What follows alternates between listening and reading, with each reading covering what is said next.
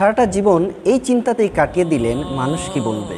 সিদ্ধান্ত নিলেন না, সাহস করলেন না, নিজের মতো করে একটুও বাঁচলেন না। আর শেষে যাদের বয়ে কিছুই করলেন না, তারা শুধুমাত্র এই কথাটাই বলবে, এই লোকটার জীবনটা বৃথা, কিছুই করে যেতে পারলো না। ইসলাম কিন্তু আমাদেরকে শেখায়, তুমি মানুষের নও, তুমি আল্লাহর সন্তুষ্টির জন্য বাঁচো।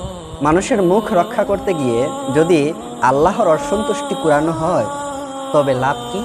অন্যদিকে যদি আল্লাহ সন্তুষ্ট হন, তবে দুনিয়া ও আখিরাত দুটোই সফল।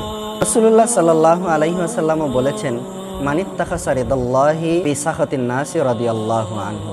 যে ব্যক্তি মানুষের অসন্তুষ্টি তুচ্ছ করে আল্লাহর সন্তুষ্টি কামনা করে, আল্লাহ তার প্রতি সন্তুষ্ট হন। লোকে কি বলবে, এটাই যদি চিন্তা করে চলেন, তবে একদিন তারা শুধু বলবে সে মারা গেছে, কিছুই করতে পারে না।